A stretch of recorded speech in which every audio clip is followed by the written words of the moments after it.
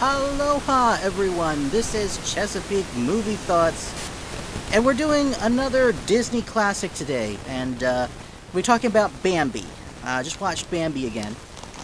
If you are a nature lover, if you're a real big back to nature person, this may be your movie. This is the movie that where um, Disney wanted to really depict the beauty of nature in an animated film, and you see that in particularly notice the backgrounds for Bambi this time watching it again.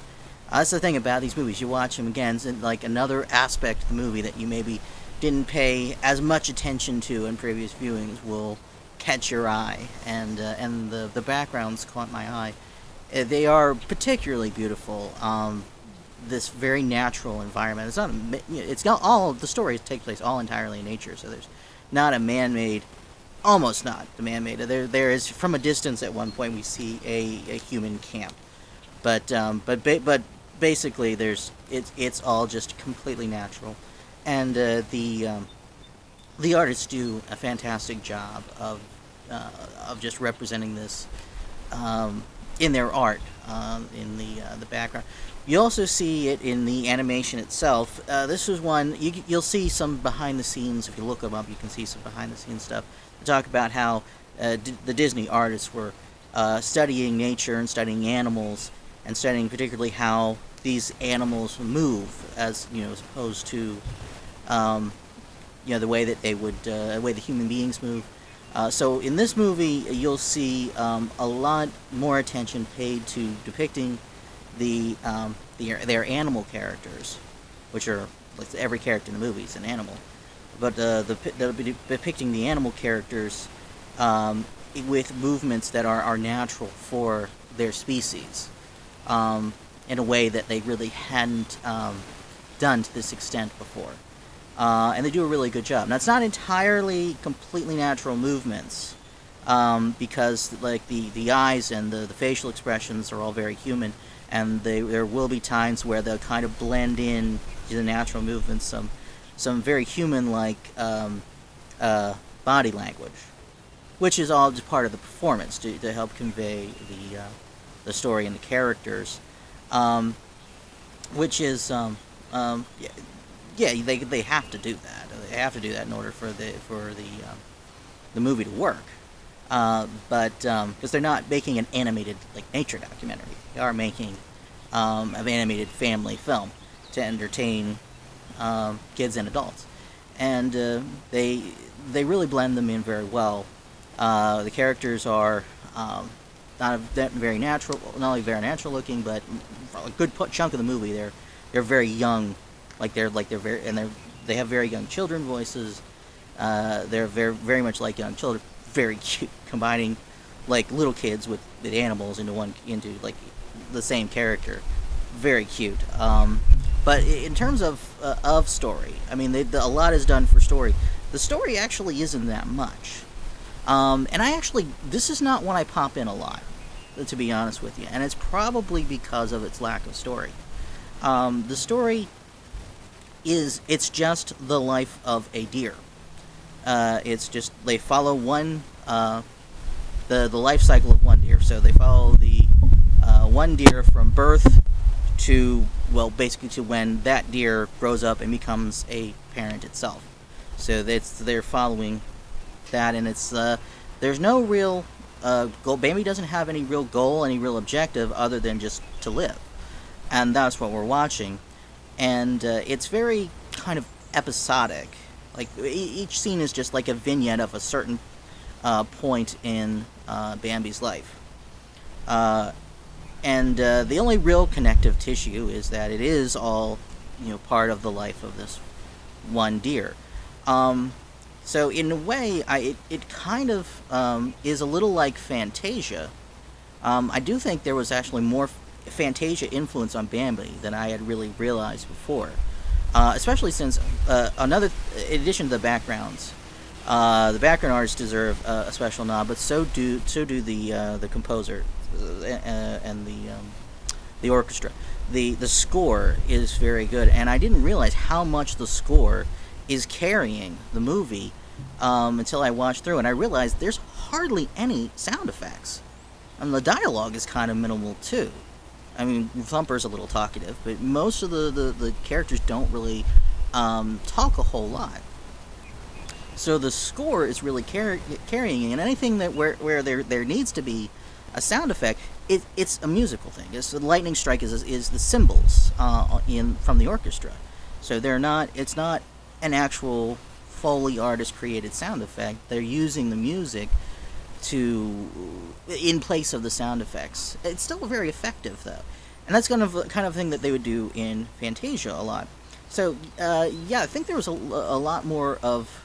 It's a lot closer to Fantasia than I had previously realized. It's just that all of the least vignettes, whereas in Fantasia, each of the vignettes would be on a very different subject. Each of these are on the same subject of the life of this deer, and it's newly composed music. Well, newly composed at the time in the 1940s, rather than classical pieces.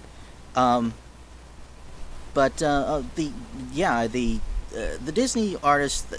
This movie's gonna actually close out the golden age of Disney, and the golden age of Disney is really remarkable for how much not only were the Disney artists, for the most part, trying to put out just entertaining films that would be profitable, but they were also exploring a relatively new art form, and they were just pushing this art form just to see how much you could do with this art form, and Bambi comes in at the tail end of that before circumstances are going to cause them to shift directions and focus more on just making relatively cheap but entertaining products. That's going to be the war years. Throughout most of the 1940s, we call them the war years. That's when Disney has had a lot of his artists drafted for the war effort. A lot of the resources that would normally be available to make animated films have become much more limited now. So they start making cheaper films that are just less spectacular, not pushing the envelope as much. My next film, I believe, is going to be Saludos Amigos. We'll talk about it more when we get to that.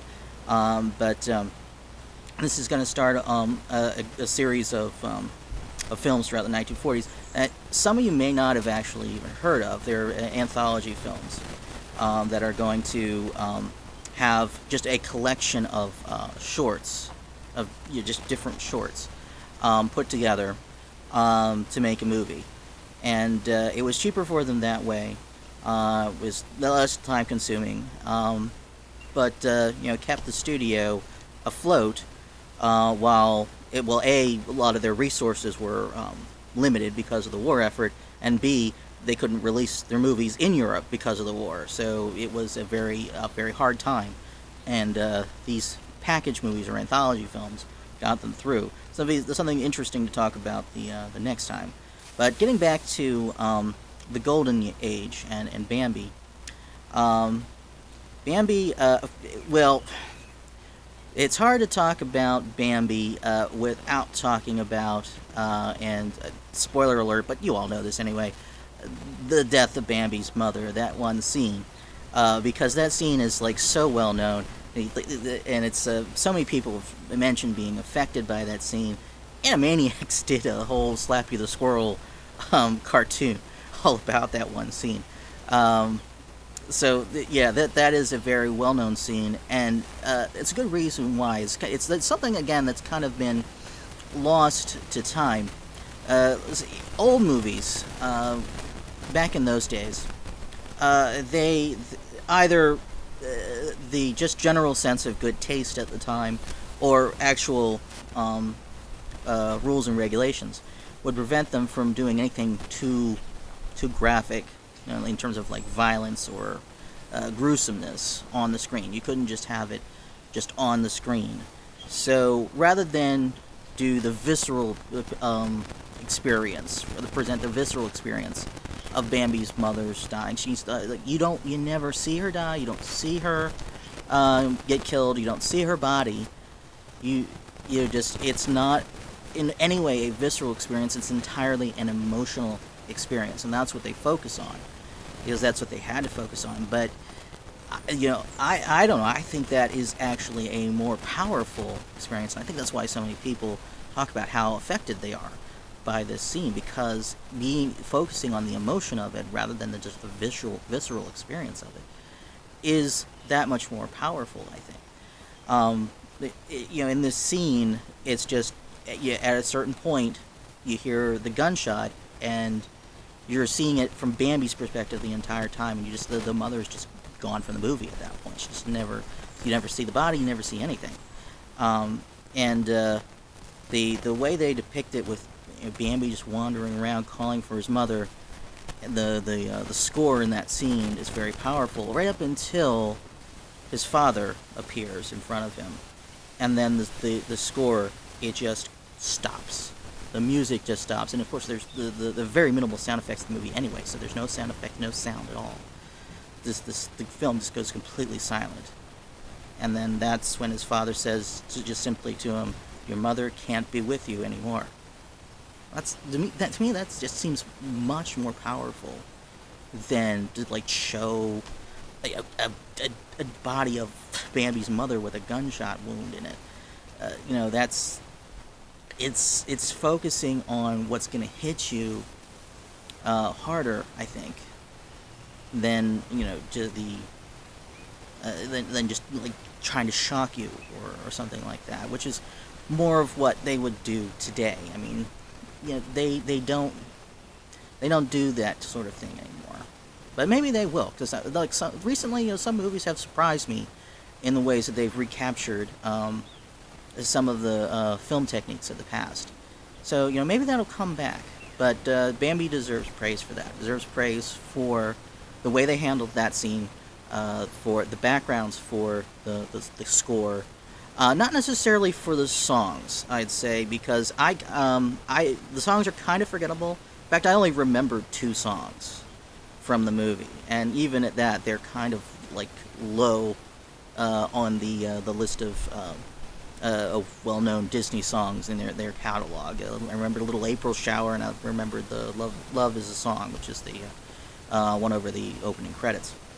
But there were other songs in there. I'm not sure what their titles were, because they're just that forgettable. But the score was really good. So it's musically, it is a little of a mixed bag, I guess, because the songs are nothing to write home about, but the score is the heart of the movie. That's what's going to carry you through the movie. So the still it's a very great movie.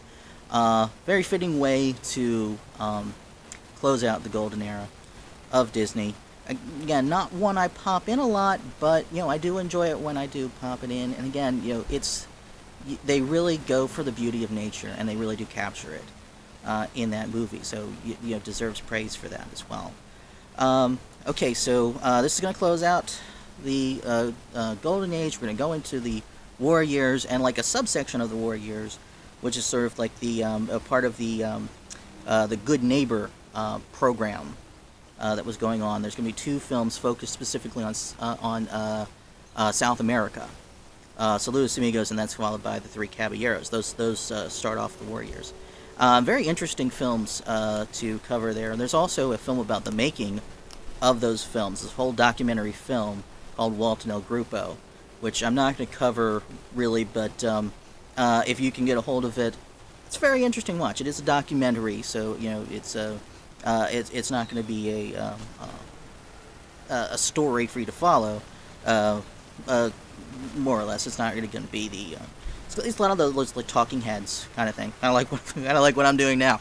But so hey, if you're watching me, you probably would like to watch Walt and El Grupo. So yeah, I do recommend that. And if you want to keep up, I'll be covering Saludos Amigos next. That's where we are in our Disney Classics coverage. So like, comment, subscribe, and that's a wrap.